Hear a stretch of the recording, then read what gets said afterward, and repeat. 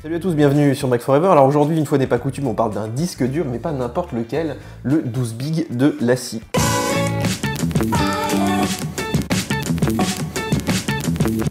Alors avant de commencer, je vais vous donner quelques chiffres. Là-dedans, on trouve donc 12 disques durs de 8 Tera, ce qui fait à peu près 96 Teraoctets de données, sachant qu'on peut monter encore jusqu'à 120. Évidemment, si je vous en parle, c'est parce qu'il intègre donc la connectique Thunderbolt 3, donc on retrouve sur les MacBook Pro, ce qui permet de profiter de débits bien plus élevés, on en parlera juste après. Alors pour finir avec les chiffres, l'ensemble donc consomme à peu près 400 watts, donc c'est comme un gros PC. Hein. Et puis il intègre donc 4 ventilateurs pour le refroidir, et le poids total, c'est 17 kg. Alors ici on ne parle pas de NAS hein, comme on a derrière, mais bien de RAID, c'est-à-dire d'un ensemble de disques durs réunis dans un même boîtier sur lequel on peut accéder relativement rapidement, on verra après en fonction des configurations.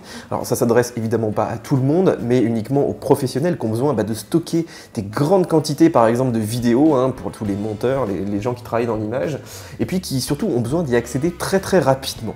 Alors ça fait un petit moment que l'ACI propose déjà des solutions de stockage comme celle-ci, mais la nouveauté de cette année, c'est évidemment la compatibilité Thunderbolt 3, qui permet d'avoir des débits jusqu'à 40 gigabits. Alors 40 gigabits, c'est au total, hein, les données plus l'image, mais si vous voulez accéder qu'aux données, on est limité à peu près à 2,6 gigaoctets secondes, ce qui est quand même absolument énorme. Hein. On se retrouve en fait avec les débits qu'on a dans le nouveau MacBook Pro.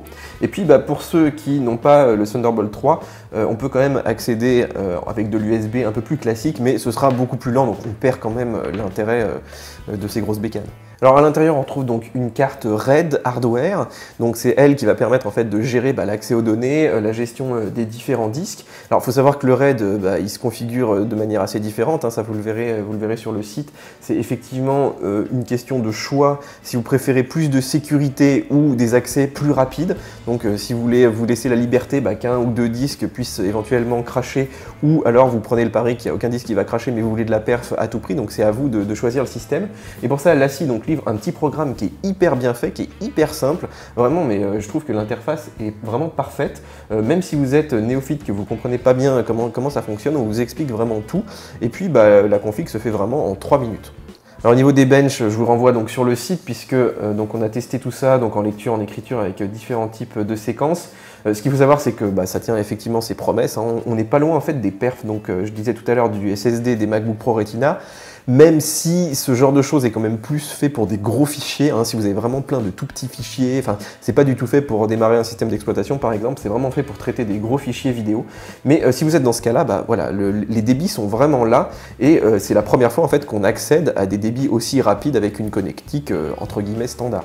Alors un petit mot sur le boîtier qui est quand même d'une finition assez irréprochable, donc il est tout en alu, ce qui permet de refroidir l'ensemble et donc de moins solliciter les ventilateurs et donc de faire beaucoup moins de bruit, et ça c'est vraiment appréciable dans un bureau. Et là je sais pas si vous entendez, mais il est en route, il est branché au Mac, il est monté, et franchement on n'entend rien.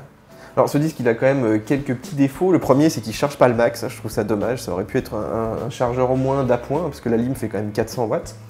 Ensuite, au niveau de l'USB, il ne prend pas en charge l'USB 3.1, donc aurait permis d'avoir 10 gigabits, ce qui aurait été quand même pas mal, une belle alternative au Thunderbolt. Là, on est vraiment limité à 5-6 gigabits, donc c'est quand même pas terrible. Et puis, dernier point, c'est que son poids est vraiment élevé. Alors celui-là, il fait 17 kg. Alors évidemment, c'est lié au poids surtout des disques durs à l'intérieur, mais du coup, c'est vrai que c'est quelque chose d'assez sédentaire, ou à moins de le laisser dans une camionnette, mais vraiment, il ne se transporte pas très facilement.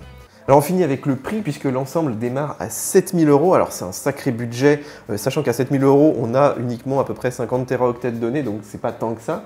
Mais vous pouvez toujours acheter ce modèle-là d'entrée de gamme et puis le faire évoluer petit à petit en rajoutant des disques bien sûr.